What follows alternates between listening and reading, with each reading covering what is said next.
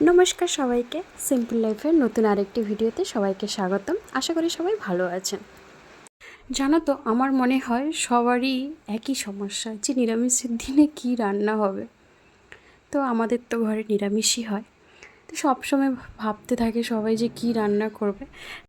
তাই আজকে পটল দিয়ে একটা নতুন রেসিপি ট্রাই করলাম। সত্যি বলছি, খুবই সিম্পল একটা রান্না, বাট খেতে জাস্ট অসাধারণ ছিল। তো চলো দেখে নিই পটল দিয়ে কী বানালাম। ফার্স্ট পটলগুলোকে ভালো করে ছিলে নিয়েছি, তারপর ভালো করে তাকে জল দিয়ে ধুয়ে একটা কদ্দুকাশের সাহায্যে পটলগুলোকে ভালো করে গ্রেট করে নিব। পটলগুলোকে গ্রেট করার সময় কিন্তু খেয়াল করতে হবে যাতে একটাও কোনো পটলের বীজ না থাকে। তো আমি এগুলো সব বেছে ফেলে দিয়েছি। তারপর এদিকে আমি কিছুটা ছোলার ডাল নিয়েছি, ওটাকে আগে থেকে ভিজিয়ে রেখেছিলাম। তারপর ওটাকে মিক্সিতে ভালো করে গ্রাইন্ড করে নিয়েছি।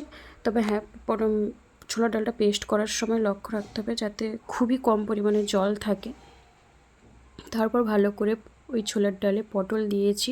তারপর কিছু ভাজা মশলা অ্যাড করেছি, যেমন ওর ভিতরে ছিল জিরে, ধনে আর গোলমরিচের গুঁড়ো, তারপরে লঙ্কার গুঁড়ো, হলুদের গুঁড়ো, কালো জিরা আর এমনি নর্মাল জিরা, আর পরিমাণ মতো লবণ। ওটা দিয়ে ভালো করে ওটাকে ম্যাশ করে নিয়েছি। এবার এটাকে বড়া ভেজে নেব। তার জন্য একটা কড়াইতে তেল গরম করে বড়াগুলোকে গোল শেপে ভালো করে ভেজে নিয়েছি। যে যেমন খুশি শেপ দিতে পারো। এইভাবে বড়াগুলো সব কিছু ব্রাউন করে ভেজে নিয়েছি।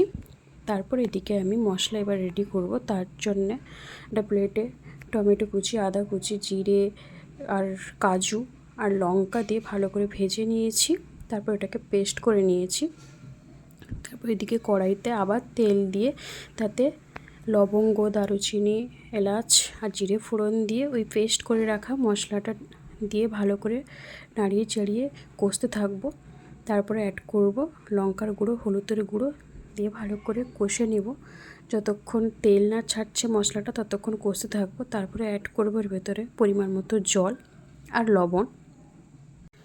বড়াটা আমি পরে অ্যাড করব, কারণ আগে থেকে বড়াগুলো দিয়ে দিলে ভেঙে যাবে। তাই জন্য আগে জলটাকে ভালো করে ফুটিয়ে নিয়েছি।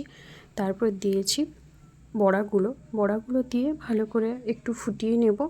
এটা যে কোনো জিনিসের সাথে ভালো লাগবে। ওটা ভাত হতে পারে, রুটি হতে পারে, লুচি হতে পারে। যে যেমনভাবে গ্রেভি রেখে খেতে চায় তেমনভাবে খাবে। ব্যাস, আমাদের এদিকে পটলের কোপ্তা রেডি। আর এটা হয়েছে পুরোপুরি কাঠের উনুনে একদম, তাই এর স্বাদ জাস্ট অতুলনীয়। তারপর উপর থেকে নামানোর আগে একটু ঘি দিয়েছি। ব্যাস, আমাদের পটলের কোপ্তা রেডি। সবাই একবার হলেও বাড়িতে অবশ্যই ট্রাই করবেন, জাস্ট অসাধারণ খেতে লাগে রুটি কিংবা ভাত কিংবা লুচি, পরোটা সব কিছুর সাথে। ভিডিওটি যারা শেষ পর্যন্ত দেখেছেন তাদেরকে অসংখ্য ধন্যবাদ। ভিডিওটি ভালো লাগলে লাইক, কমেন্ট, সাবস্ক্রাইব করবেন।